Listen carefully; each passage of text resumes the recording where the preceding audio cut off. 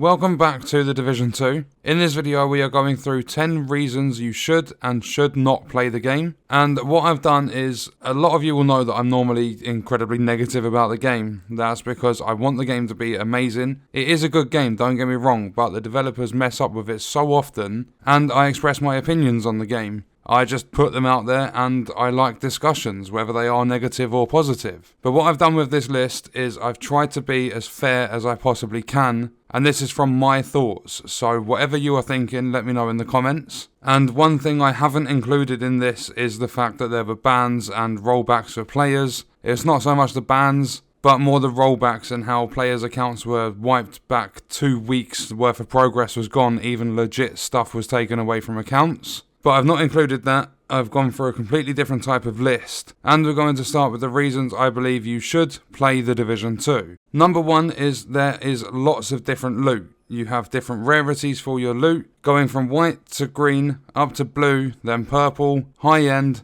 named, and then exotics. There are gear sets in there as well, which are green pieces of gear, but is a different shade of green to your standard green drops. Number two is there are plenty of missions to play. You do have side missions, which are a one-off thing when you first start playing the game, but there are main missions, you can play them over and over again. There are some which were released for free with DLC throughout year one. As an example, you have Manning National Zoo, you have the Pentagon, you have Camp White Oak, and there are a few others, like Coney Island. Number three, and these are not in chronological order, I just thought I'd let you know that. But number three is that the game is incredibly addicting. Once you get into it, it's one of those things where you just can't stop playing. I wasn't actually that interested in the game before release, but I played the beta, enjoyed it a little bit, decided to pick up the actual game when it released, and I've now sunk, I'm going to say, close to 1,000 hours into the game. And moving on, number four is that there is variety in the difficulty levels. You have story difficulty, normal, hard, challenging, heroic, and then legendary. They all spawn enemies of different veterancy types. They spawn all the different types of enemies in the game. They have different enemies, like each time you run a mission, there will be different enemies you have to take down. Some of them elite, you'll get named enemies and stuff in there. And it all depends on which difficulty you are playing. Number five is that there are in-depth build mechanics. So when you are building, it's not just grab this weapon, put that with this piece of gear, that's going to work. It goes into a lot of depth. You get brand sets, you get the gear sets, you get attributes, you get talents, and the attributes go into blues, yellows, reds. So you get weapon damage, you get critical hit chance, critical hit damage. There is a lot of depth, and I see that as a positive for the game. Number six is that there are a lot of secrets in the game. Whether it's hunters you have to look for, whether it's the hidden hotels you have in DC, whether it's references to other games that have been developed or even published by Ubisoft, and there are also some film references in there too. Number seven is that there are clans in the game, and there is matchmaking, so there is like a socializing type of aspect to the game. Number 8 is that now the game's been out for around 13 months, it's cheap pretty much 99% of the time. You'll notice in the image on screen, at launch the game cost £60, and a year later it was selling for £2.50 through Uplay. There's always discounts on this game. Number 9 is that there is an expansion for the game, and it adds a completely new map. It takes players from Washington DC over to New York. The expansion map is around a quarter of the size of the Washington DC map, but there is still quite a lot to do on that map. And at number 10 is the fact that there are multiple enemy factions, and they have several enemy archetypes. So if you go with Black Tusk, you have their heavies, you have assaults, you have drone operators, you have tank operators, you have warhounds. I like the fact that it's mixed up quite a bit and there's not just like one or two enemy factions with one or two archetypes in. And then moving on to the side of 10 reasons I think you should not play The Division 2. Starting with number 1, there are hundreds of bugs in this game and there is poor balancing. When I say that, the bugs, they date all the way back to beta. A lot of them still haven't been fixed. Not only that, but with majority of the title updates they release, they tend to release double the amount of bugs they actually fix. There seems to be like a trend for massive entertainment. And then with the poor balancing, They are constantly having to rework the enemies because if you play Legendary, there are healers that drop these support stations. They're always seeming to be too overpowered. When you're playing the higher difficulties, there's grenade spam from the enemies. There is drone spam if you're playing Legendary as well. Not only that, but they actually had to rescale the enemies because when you were playing in a 3 or a 4 player group, it didn't work how it was supposed to. Number 2, and some of you are probably going to disagree with this one, but I believe there is a big lack of content in the game. There are a lot of different missions to play, as I said earlier in the video, but once you've played those once, it kind of like the repetitive side of the game begins where it just turns into a grind. And they don't often release new things. We literally had 3 DLC drops with new content throughout year 1. We got to year 2 and we've had the Warlords of New York expansion which released a new map, but you probably got maybe 4 to 6 hours of gameplay or something out of that. And then a lot of players have reverted back to Washington DC because there are a lot of bugs over in New York. And not just that, again with the balancing, the cleaners are crazy overpowered. Their flamethrower enemy archetype, the flamethrower has a distance of like 100 meters. It's like crazy and it's so strong. Moving on to number 3. PvP has been completely abandoned. The developers won't tell us why, they won't tell us what's going on with it. It wasn't even them directly that told us the PvP side of the development team had left, because you have Massive Entertainment that deal with the PvE and the main part of the game, and then you had another development team called Redstorm that were developing the PvP, and it was actually months ago when they left the game, but it was only recently we found out because of one of the people that works for Redstorm. Other than that, Massive haven't told us, but PvP has pretty much completely been abandoned. Nothing new has come into PvP for months and months. Number 4 is there is no love at all in this game for solo players. The majority of stuff in this game is catered towards group play. And yes, I get it's a co-op PvE/PvP game,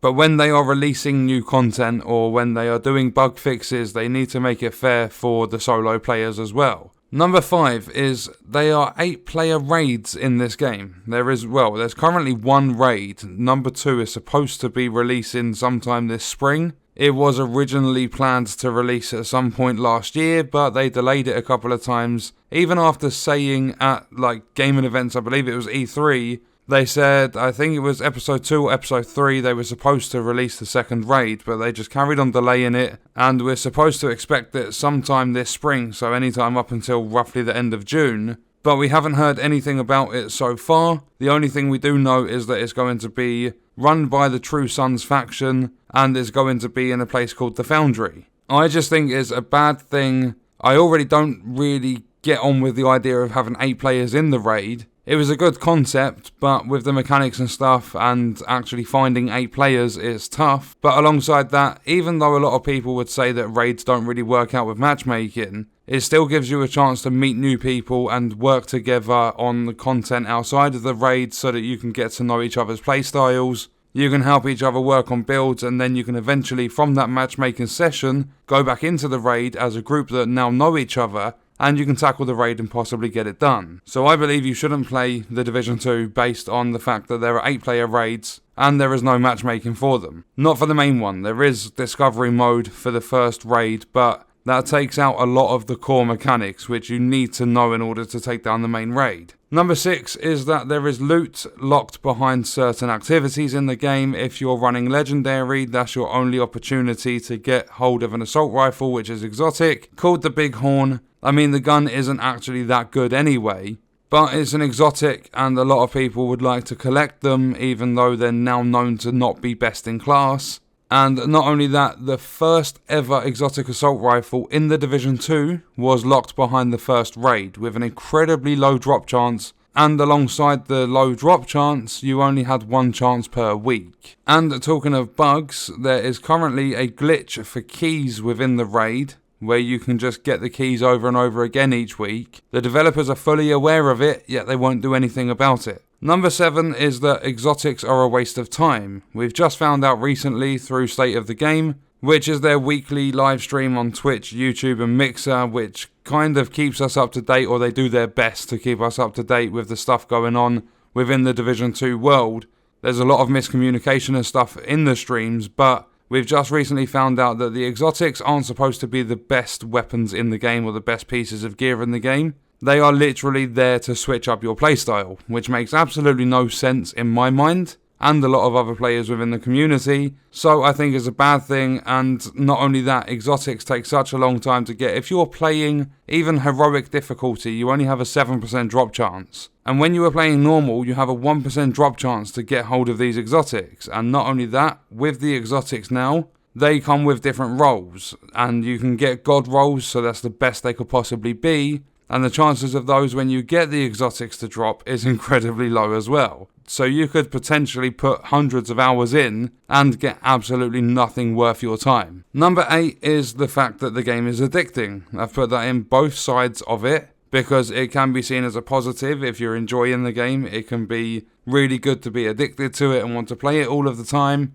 But then at the exact same time, it can be a bad thing, because if you're starting to get frustrated, if you're not enjoying it as much as you was a week ago, then that form of addiction is kind of like a drug. Like, you get hooked onto it and you can't get away from it. So that was number 8, and moving into number 9 of the reasons you should not play The Division 2. There is absolutely no build diversity in the game. There is a lot of depth to the build mechanics, but there's no diversity with your builds. When I say that, I mean that a lot of the builds aren't actually viable. You do have a few different types. You can go for a crit chance / crit damage build. You can go for a tank build that doesn't actually work a lot of the time. They can be good for legendary, but that's pretty much about it. You do have your healing builds, which can be helpful in legendary. That's pretty much all they're useful for. And you do have your skill builds, but apart from that, there is so much more depth to the building and stuff in the game. It's not utilised anywhere near as much as it should be. And then moving on to number 10, the final reason, and I'm going to say this is one of the most important,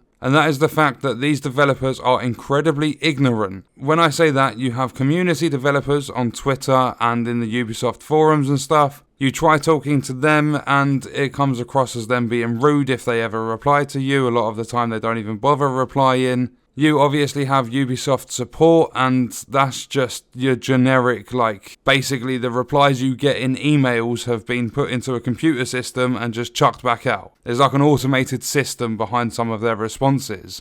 And when they're talking on state of the game, they get a lot of the stuff confused as miscommunication. Some of it is just straight up lies. In the patch notes and stuff, they get a lot of things wrong. Like they recently said, I believe it was title update 8.5, they said that the minigun Warhound for the Black Tusk enemy faction used to spin around 3 times, but supposedly now, since title update 8.5, they're only supposed to spin twice. I've logged onto the game and played since then. I've come across a minigun Warhound and they still spin 3 times. Not only that, but a lot of the community ask questions, they ask for bug fixes. They fill out all the surveys and leave feedback, and most of it is just ignored. The developers just brush it off and just get on with what they're doing. And on that note, I'm going to leave it there. I made this video because I put out a community post recently asking for topics that you guys want to know about, or like just literally anything related to the game that we could talk about. And somebody asked me to do reasons you should and should not play the game. I sat there and I thought about the stuff that I've put into this video, and I hope you guys don't see it as me being unfair, being too negative about the game. It's just my opinions and literally the reasons I think you should and should not play the game. The game is fun in general, but there are a lot of problems with the game that the developers just refuse outright to even bother with. But on that note, I'm going to leave it there. Let me know your thoughts and stuff in the comments. I hope you guys enjoyed the video. Thank you for watching.